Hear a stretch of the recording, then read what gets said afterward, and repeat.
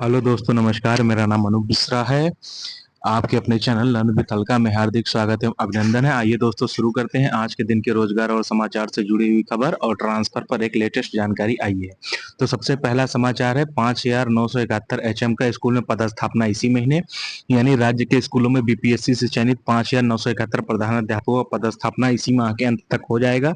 चयन के बाद पिछले 7 माह से अधिक समय से स्कूल में पदस्थापना का इंतजार कर रहे हैं। शिक्षा विभाग का लक्ष्य है कि इस माह के अंत तक प्रधानाध्यापक को स्कूल आवंटित कर दिया जाएगा।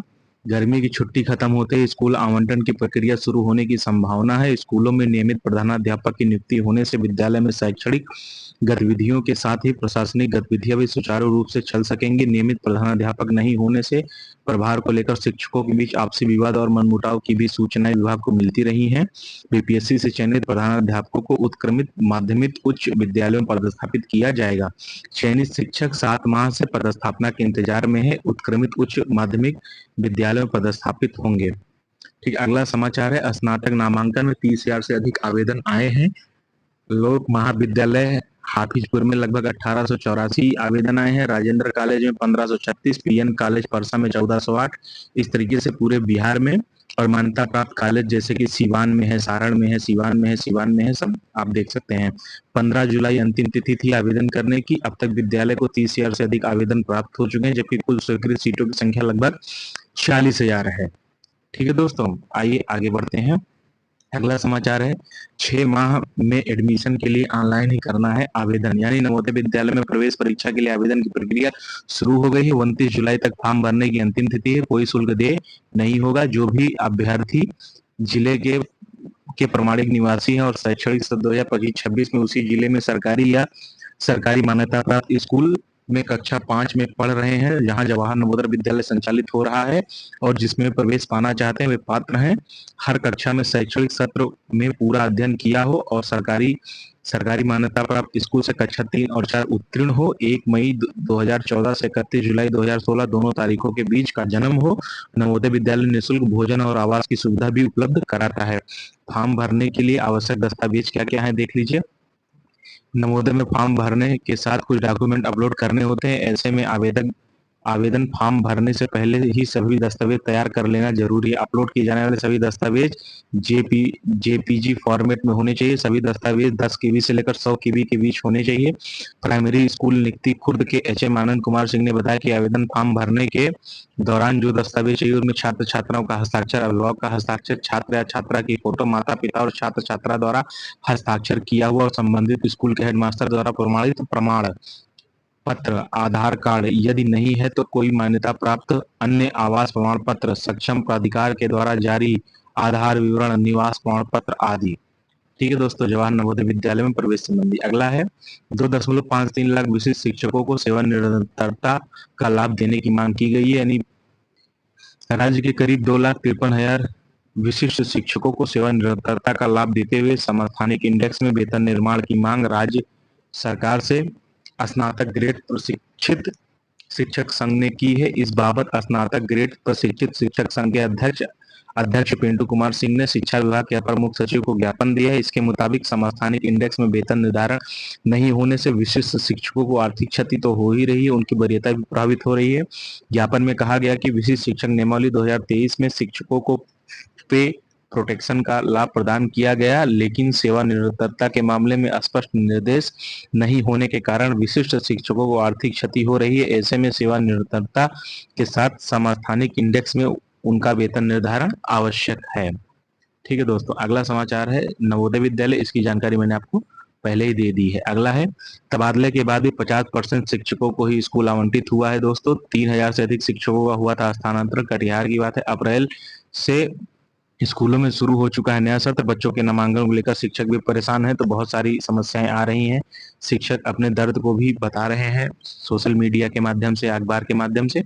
जो भी चीजें जिले में शिक्षक स्थानांतरण की प्रक्रिया बच्चों की पढ़ाई पर भारी पड़ रही है। अंतर जिला स्थानांतरण के तहत जिले में 3000 से अधिक शिक्षकों का तबादला हुआ है, लेकिन अब तक लगभग 50% शिक्षकों को नए विद्यालय का आवंटन नहीं हो पाया। इस स्थिति में न सिर्फ शिक्षक असमंजस में है, बल्कि उनके बच्चों का नामांकन भी अधर में लटका हुआ है। शिक्षकों का कहना है कि अप्रैल में नया शैक्षणिक सत्र शुरू हो चुका है, लेकिन वे अपने बच्चों को नई कक्षा में नामांकित नहीं करा पाए हैं। बच्चों का रिजल्ट मार्च में ही आ गया था, पर अभी तक कई बच्चों की किताबें भी नहीं खरीदी गई, क्योंकि पता नहीं कब कौन सा शहर और कौन सा स्कूल हो जो शिक्षक ट्रांसफर चाह रहे हैं, वो अपने बच्चों के बारे में ऐसा सोच रहे हैं।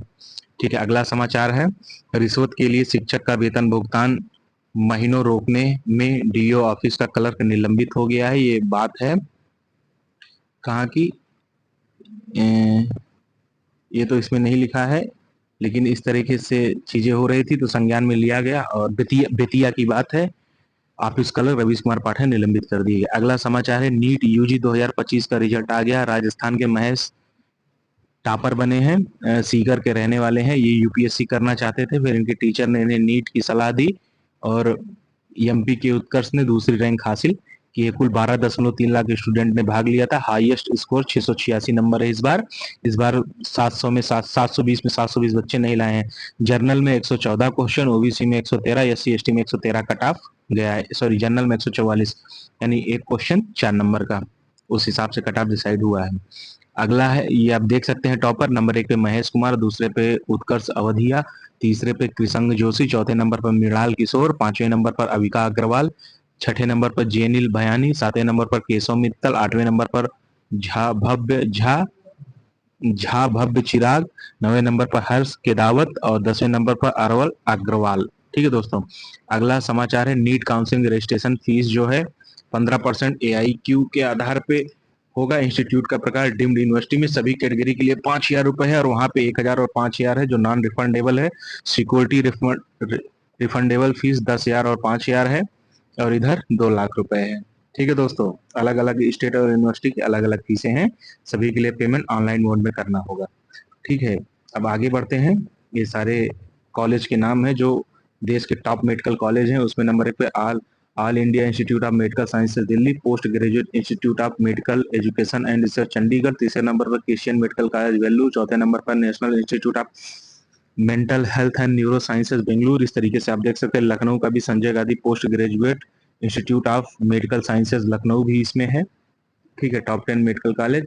16 से होगी डीएलएड की परीक्षा पटना में, बिहार समाचार है। इसमें लिखा, बिहार विद्यालय परीक्षा समिति ने डीएलएड फेज 2 फेज परीक्षा 2025 को लेकर सूचना जारी की है और बताया कि 16 जून 2025 से प्रारंभ होने वाली विषयांकित परीक्षा में शामिल होने वाले कुल 8 संस्थाओं के परीक्षार्थियों को परीक्षा केंद्र के नाम में बदलाव किया गया। इन संस्था के कोड आप देख सकते हैं क्या लिखा है। इन संस्था के परीक्षार्थियों के लिए निर्धारित केंद्र 7108 महंत हनुमंत शरण उच्च विद्यालय राजापुर मैनपुर पटना में ही सेंटर है। इनके एडमिट कार्ड में त्रुटिवश महंत हनुमान शरण कॉलेज लिख गया है, जिसे हनुमान शरण उच्च विद्यालय राजापुर मैनपुरा पढ़ा जाए। इस कारण पहले से जारी एडमिट कार्ड पर ही परीक्षा मान्य होगी।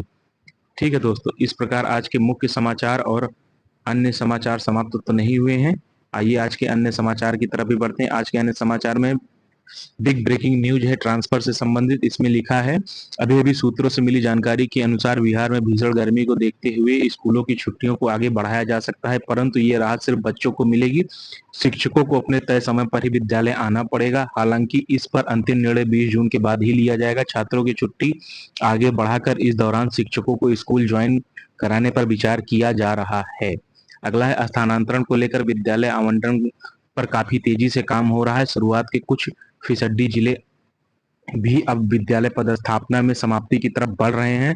कल परसों तक संभवतः विद्यालय आवंटन की समाप्ति की खबर भी आ सकती है। 20 जून का बेसब्री से सभी को इंतजार है और मुझे भी इंतजार रहेगा दोस्तों, और उम्मीद करता हूं मेरे साथ साथ आप लोगों का भी ट्रांसफर हो जाए। दोस्तों, मेरे द्वारा दी गई जानकारी से अगर आप संतुष्ट हैं, सही जानकारी आपको सही समय पर मिल रही है, तो कृपया मेरा मोटिवेशन बढ़ाने के लिए आप सभी शिक्षक साथियों से विनम्र अनुरोध है कि ज्यादा से ज्यादा शिक्षक साथियों को चैनल से जोड़े। मैं भी एक शिक्षक हूँ और शिक्षा की बात ही करता हूँ।